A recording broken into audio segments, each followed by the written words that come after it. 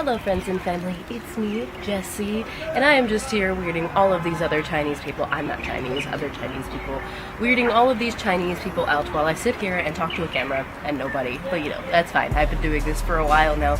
So anyway, I thought I would talk to you guys a little bit about what it's like teaching. Stop shouting, sir.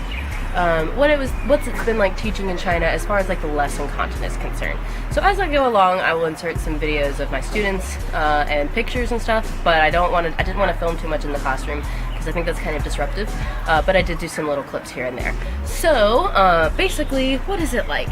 I am a private school teacher in Fuzhou, China, if you don't know that yet, which means I teach various age groups. They come to me after school because it's a training center, and I sort of help them with their English language in addition to whatever they may be learning in their school, or I might be their first exposure to English, as it is with my Doodle Town classes. So basically, they've never experienced English before. You teach them how to read, write, and in some cases, just how to be in a classroom, which I will insert some footage of here.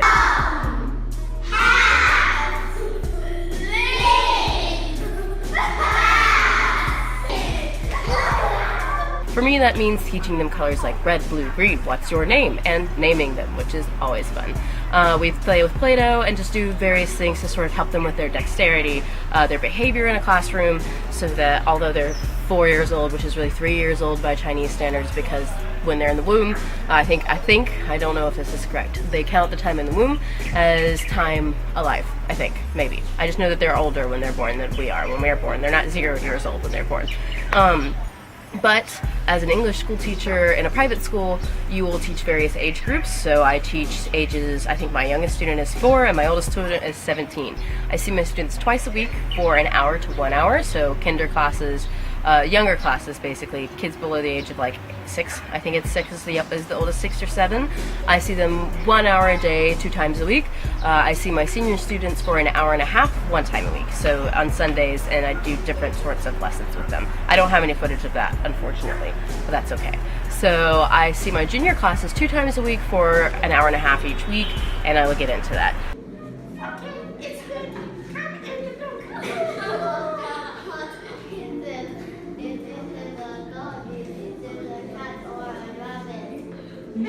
This is your new pet.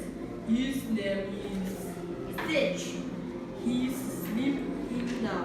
So basically, what are the lessons like here? My private school in particular focuses on spoken English instead of like reading and grammar, etc. Test English, as they call it here in China, which means teaching them functional language that they might be able to use outside of the classroom, focusing on phonics, their accent, doing more engaging activities that are more student-led and less teacher-led, so like not lecture-based classroom, but instead like an activity-based classroom where students are actively applying what they're learning in the classroom, or maybe doing a song and a dance instead of just sitting in their desks doing nothing.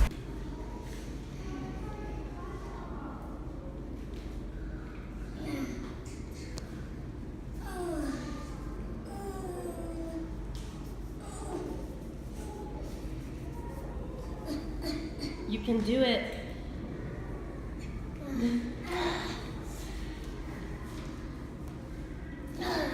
Good job.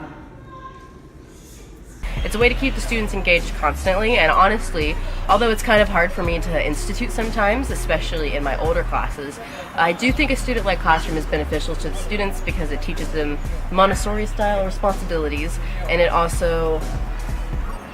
Oh, this man is going to come interrupt my filming. Please don't interrupt my filming. I hope he goes away. It teaches them Montessori-style abilities. Okay, cool, he left. It teaches them sort of Montessori-style responsibility, and it also gives them just a little bit more responsibility over their activity in the classroom. We focus on 4 skills, so they're creativity, communication, critical thinking, and collaboration.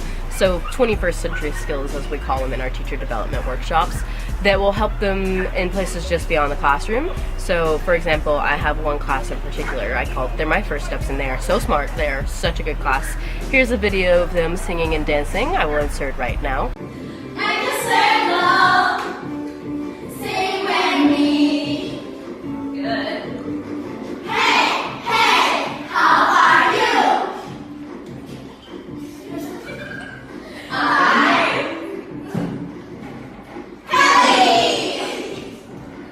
I've been pushing them not only academically because they've picked up English really fast. They're just quick to get things. They're very classroom minded. Their behavior is good, so we don't have to waste time on behavior management.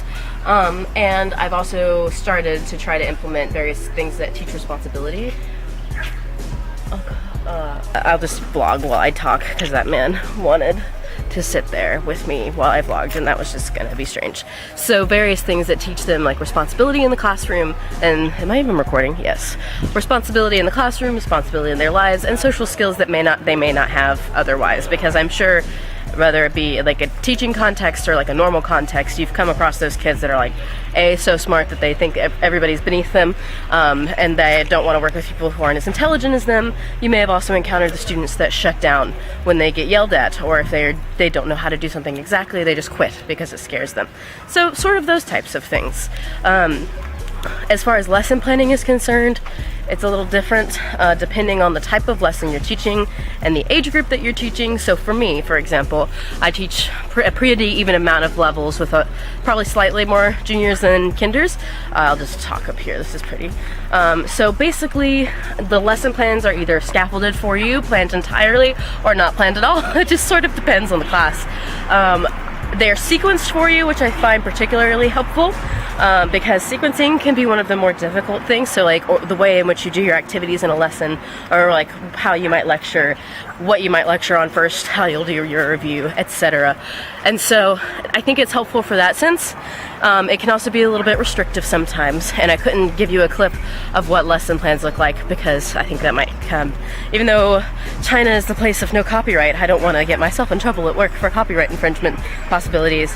But basically, you have pre-sequenced lesson plans, you plan the activities for you, it has objective language, plan the activities for you for your class. It has objective language things that you're supposed to achieve, like, oh no, be careful, or what's your name? So you're supposed to hit these targets during your lesson, but you are still free to create activities. And if you are able to do, like in a senior class, if you're actually able to sort of get them past their objective language content, you can add additional things into the class. So for me, we're reading a book, and we're doing a project, and we're writing an essay in my senior class. So it's a little bit different than public school, but not too totally different. Anyway, I'll insert some footage here and there of me talking over it, or just some clips of my classroom, and oh, I don't know where I am.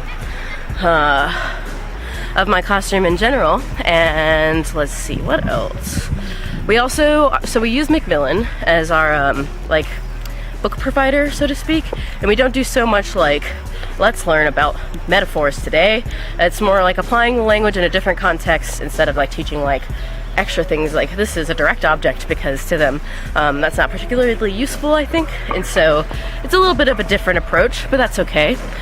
You also, so as far as like teacher development is concerned, you have like observations pretty frequently. They decrease by quarter. I just finished my first quarter teaching, so my first 3 months teaching, and after your first quarter you get a quarterly review, which is helpful, which sort of discusses how you are in the office in addition to your, what's the word, teaching abilities and whether you're meeting targets, etc. I think what might be particularly different in a private school context is that you have continuation rates that also affect that. So do your parents and your students like your class enough to want to continue the class when you go to a new level, or when they have to pay for new fees, etc. It is a little bit more driven by like the business dynamic of things sometimes than a public school, obviously, but it also takes more of a Western approach to things. So Montessori style education, or creative style education, instead of like sitting in a desk in a classroom taking tests all the time. It's more fun because these kids are already taking so many classes as it is, and they're under so much pressure. So we're here to help them have fun.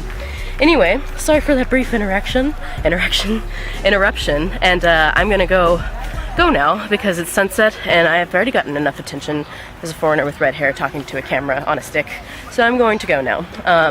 Leave any questions or comments you might have down below. Make sure you check out the rest of Teaching English in China's videos.